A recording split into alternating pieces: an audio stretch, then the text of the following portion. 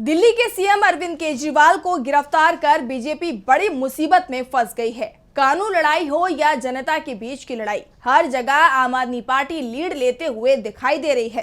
केजरीवाल की गिरफ्तारी का मुद्दा अब लोगों में चर्चा का विषय बन गया है। सवाल उठ रहे हैं कि कोई सबूत नहीं है, गवाह भी वो लोग हैं जो बीजेपी के नेता हैं और गिरफ्तारी भी की गई है। तो चुनावों का ऐलान होने के बाद साफ है बीजेपी को केजरीवाल से डर लग रहा था।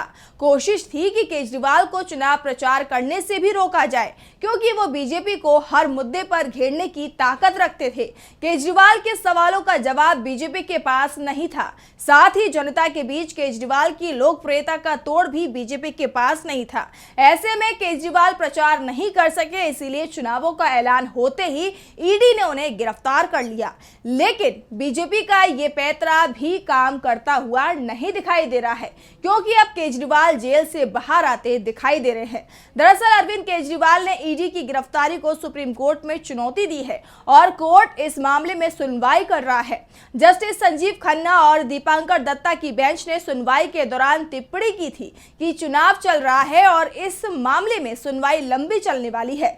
ऐसे में केजरीवाल की अंतरिम जमानत पर विचार किया जा सकता है। सुप्रीम कोर्ट ने ईडी से भी कहा कि 7 मई को वो तैयार होकर आए, क्योंकि कोर्ट केजरीवाल की अंतरिम जमानत पर विचार करेगा। दरअसल कोर्ट में सुनवाई के दौरान केजरीवाल की तरफ से दलील देते हुए अभिषेक मनु सिंघवी ने कई सवाल उठाए थे। सिंघवी ने कहा था कि केजरीवाल को चुनाव प्रचार से रोकने की साजिश थी, इसीलिए उन्हें गिरफ्तार किया गया, जबकि केजरीवाल की तरफ से ईडी के हर समन का जवाब दिया गया था। इसी को लेकर कोर्ट ने कहा कि चुनावों को देखते हुए केजरीवाल की जमानत पर विचार किया जा सकता है। सबसे बड़ी बात तो यह है कि कोर्ट में केजरीवाल की तरफ से जमानत की कोई अर्जी दाखिल नहीं की गई थी, फिर भी जस्टिस संजीव खन्ना और जस्टिस दीपांकर दत्ता की पीठ ने केजरीवाल को अंतरिम जमानत देने पर विचार करने की बात कह दी। वैसे कोर्ट ने ये साफ साफ नहीं कहा कि केजरीवाल को जमानत दे दी जाएगी, लेकिन जो संकेत मिल रहे हैं उसमें साफ है कि दिल्ली के सीएम को सुप्रीम कोर्ट चुनावों के चलते जमानत दे सकता है और इसी के चलते बीजेपी के अंदर अभी से ही डर दिखाई देने लगा है। सुनवाई के दौरान जस्टिस संजीव खन्ना ने सवाल किया कि चुनाव की तारीख की घोषणा कब हुई थी। सिंघवी ने जवाब दिया कि 16 मार्च और गिरफ्तारी 21 मार्च को हुई। जस्टिस खन्ना ने कहा कि हमें उम्मीद नहीं थी कि केजरीवाल को गिरफ्तार कर लिया जाएगा।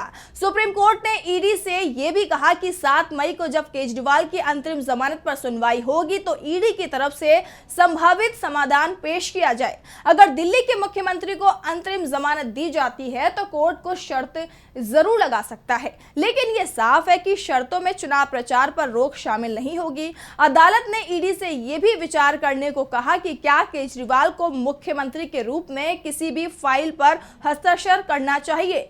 साफ है कोर्ट से जो संकेत मिल रहे हैं वो केजरीवाल को राहत देने की तरफ इशारा कर रहे हैं। केजरीवाल बाहर आएंगे, आप कार्यकर्ताओं का जोश जो अभी से ही आसमान छू रहा है वो और भी ज्यादा हाई हो जाएगा और बीजेपी को भी एहसास है कि जेल से बाहर आने के बाद अरविंद केजरीवाल का दूसरा रूप जो बीजेपी पर बहुत भारी पड़ेगा वो सामने आएगा, जिसका जवाब बीजेपी के पास नहीं है। और यह भी साफ दिखाई दे रहा है कि केजरीवाल जेल से छूटने वाले हैं। ईडी अब केजरीवाल को ज्यादा समय तक जेल में नहीं रख पाएगी।